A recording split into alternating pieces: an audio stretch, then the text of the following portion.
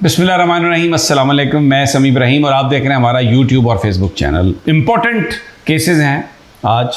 अरशद शरीफ साहब की गुमशुदगी का सुप्रीम कोर्ट का 5 मेंबर बेंच उसने समाअत की। केस की ताज़ा तरीन उनकी जो इन्वेस्टिगेशन है उसकी सूरत हाल आपको बताते हैं। और फिर इसके साथ साथ आज सुप्रीम कोर्ट में एक और केस भी था जो 3 मेंबर बेंच ने सुना, और वो था एक तो जो पंजाब में इलेक्शन के हवाले से इलेक्शन कमीशन की नज़रसानी की अपील है, एक तो वो था, और दूसरा जो हुकूमत ने एक और एक्ट पास किया जिसमें जहांगीर तरीन साहब को और नवाज़ शरीफ साहब को जो रिव्यू है वो अपने फ़ैसले के ख़िलाफ़ उन्हें अपील का रिव्यू के नाम पर हक देने का जो कानून पास हुआ उसकी समाअत थी। तो बड़े अहम ये मुकदमात और ये 2 हुए।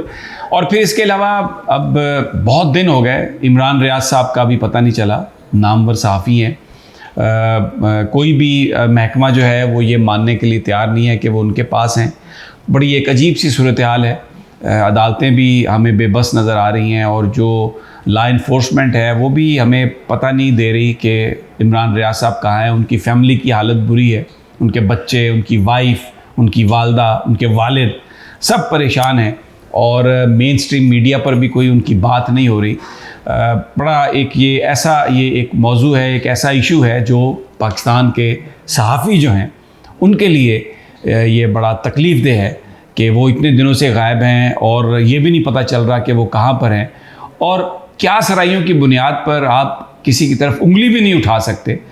तो बड़े एक ये जो मसला है, बड़ा एक अजीब मसला है। इस पर मैं बात करूंगा, जो मेरी कुछ लोगों से बात हुई है कि ताज़ा तरीन इस हवाले से क्या। लेकिन सबसे पहले मैं अरशद शरीफ का केस, आज अदालत में जो बताया JIT ने आके, उसमें सरकारी वकील ने, अटॉर्नी जनरल ने बताया कि जी अमली तौर पर जो इन्वेस्टिगेशन है वो जहाँ पर अब से 2 महीने पहले थी वहीं पर खड़ी है। कीनिया के जो हुक्काम हैं वो किसी तरह का ताउन नहीं कर रहे और उनके साथ अब MLA जिसे कहते हैं लीगल म्यूचुअल असिस्टेंस, वो एक एग्रीमेंट अगर होगा तो वहाँ पर इन्वेस्टिगेशन हो सकती है। तो वो हुकूमत कर रही है कोशिश, और कब होगा इसके बारे में अटॉर्नी जनरल ने कहा कि मैं अभी नहीं बता सकता, लेकिन समाअत जो है वो जुलाई के पहले हफ्ते तक मुलतवी कर दी गई। अब उसमें कुछ और भी चीज़ें बड़ी अहम हुई हैं आज। साद बुटर साहब हैं, जो जवेरिया सदीक साहबा, जो अरशद शरीफ साहब की दूसरी अहलिया हैं। आज पहली अहलिया जो हैं अरशद साहब की, समैया साहबा, वो भी अदालत में मौजूद थी। तो उनके वकील ने, जवेरिया के वकील ने ये बात कही कि उन्होंने बड़ा रिसर्च किया था कि यूनाइटेड नेशन की बहुत सारी ऐसी बॉडीज़ हैं ह्यूमन राइट्स काउंसिल के अंडर जो वहाँ पर कीनिया में डेलीगेशन भेज सकती हैं, अपने नुमाइंदे भेज सकती हैं फैक्ट फाइंडिंग के लिए, तो जिससे कुछ वहाँ पर जो तफसीलात हैं वो मालूम होंगी। इसका एक फ़ायदा ये होगा कि जब यूनाइटेड नेशन की टीम वहाँ पर जाएगी तो कीनियन हुकाम पर ये एक प्रेशर बढ़ेगा कि वो पाकिस्तानी हुकाम के साथ ताउन कर सकें।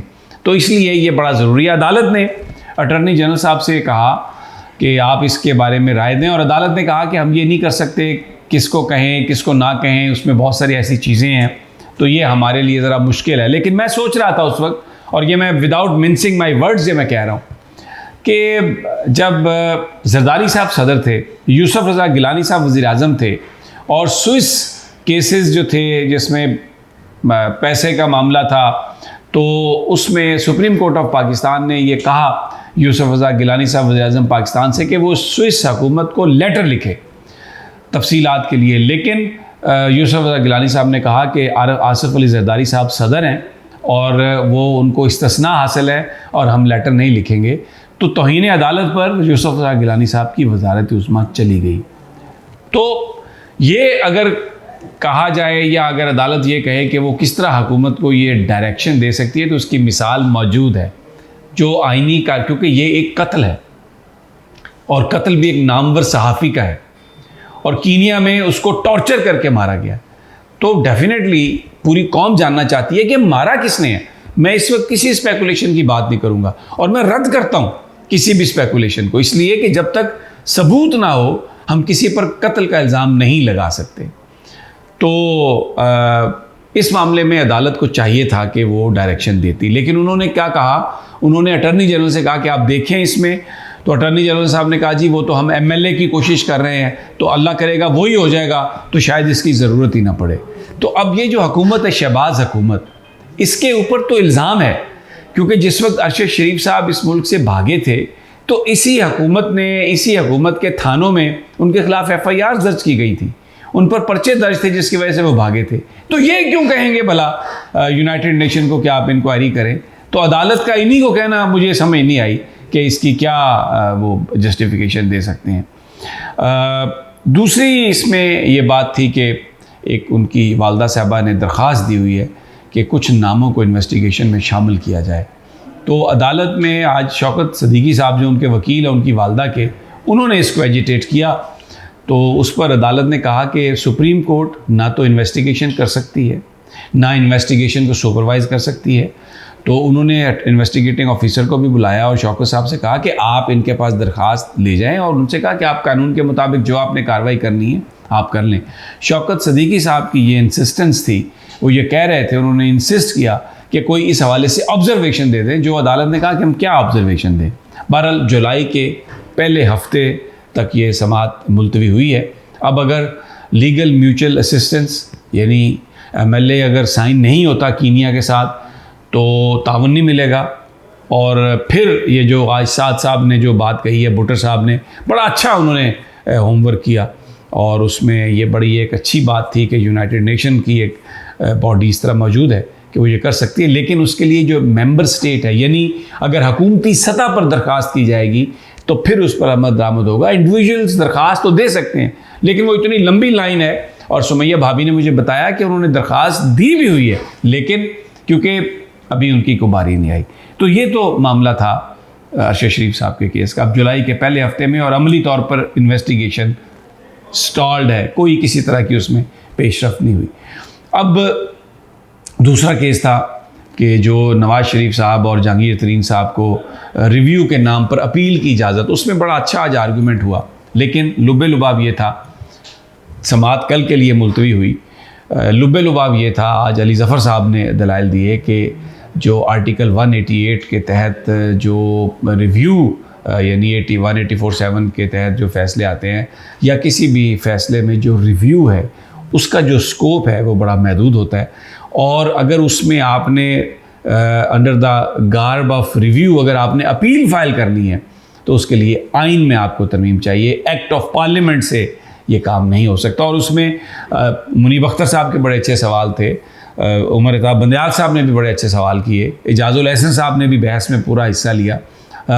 तो वो एक एकेडमिक बहस थी। इंडियन सुप्रीम कोर्ट का भी उसमें हवाला दिया गया कि उन्होंने भी एक तरीका निकाला है इन मामलात को हैंडल करने के लिए। लेकिन असल बात वही है कि जो पार्लियामान के ज़रिए काम करने की कोशिश की है, एक्ट ऑफ पार्लियामेंट के ज़रिए इस हुकूमत ने, वो उसके लिए आइनी तरमीम की ज़रूरत है और इनके पास वो नंबर नहीं है। तो इसलिए ये जो रिव्यू की जो समाअत है और नज़रसानी की समाअत इलेक्शन की, वो कल उसकी हेयरिंग होगी। इसमें एक हनीफ राई साहब ने दरख्वास्त दी हुई थी पहले, तौहीन अदालत की भी, कमीशन की भी और दूसरी भी इस मामले में भी। तो वो क्योंकि गुमशुदा हो गए थे, अब वापस आ गए हैं, तो उन्होंने कहा मैं बात करना चाहता हूं, लेकिन आज उनको मौका नहीं मिला। कल वो भी बात करेंगे। अब क्या बात करते हैं ये तो हमें कल ही पता चलेगा। अब इमरान रियाज के बारे में बात करता हूँ। सोशल मीडिया पर वीडियोस चल रही हैं, सोशल मीडिया के लोग उनका नाम लेके तो व्यूअरशिप लेने के लिए एक फ़जूल किस्म की गुफ्तगू भी कर रहे हैं। किसी को नहीं पता कि वो कहाँ हैं और सब लोग दुआ गो हैं। उसकी फ़ैमिली जो है वो उनकी जो बर्दाश्त है, मैं ये अर्ज़ कर रहा हूँ कि बच्चे हैं छोटे छोटे, उनकी अहलिया, उनकी वालदा, उनके वालिद, उनके भाई, पूरी की पूरी फैमिली जो है वो इस अज़ाब से गुज़र रही है और हम सब दुआ गो हैं कि अल्लाह ताला उन्हें वापस ले आए। और मैं to be honest with you, मैं आपको ये बड़ी ध्यानदारी से बता रहा हूँ कि मसलन जिस तरह मैं भी गुमशुदा हुआ था, तो मुझसे अगर आप पूछें ना तो मैं नहीं बता सकता मैं कहाँ पे था। ये मैं ध्यानदारी से बता रहा हूँ, मुझे कुछ पता नहीं है। और मुझे लगता है कि इमरान साहब को भी नहीं पता होगा कि वो कहाँ पर हैं, किसके पास हैं, किसकी कैप्टिविटी में हैं। लेकिन अगर पता होगा तो डेफिनेटली आके वो बताएंगे। तो बहरहाल ये एक बुरी सूरत हाल है और ऐसा नहीं होना चाहिए। लॉलेसनेस का इजहार होता है इससे। कि कानून जो है वो उसकी कोई अमलदारी नहीं है, किसी को उसके विल के अगेंस्ट आप कैसे पकड़ के रख सकते हैं। बहरहाल दुआ करें कि अल्लाह ताला उनको वापस लाए और आवाज़ बुलंद करें। आप जहाँ पर भी हैं, आप सोशल मीडिया पर लिखें, आप कहीं पर भी जाते हैं, किसी से भी मिलते हैं, आप उनसे बात करें कि इमरान रियाज अल्लाह करे वापस आ जाए, और जो भी बंदा आपका दोस्त है उसे कहें कि अपना इन्फ्लुएंस इस्तेमाल करे उसको ढूंढने के लिए, ताकि वो वापस आ सके। इजाज़त दीजिए, अगली वीडियो तक इंशाल्लाह जल्द मुलाकात होगी। अल्लाह ने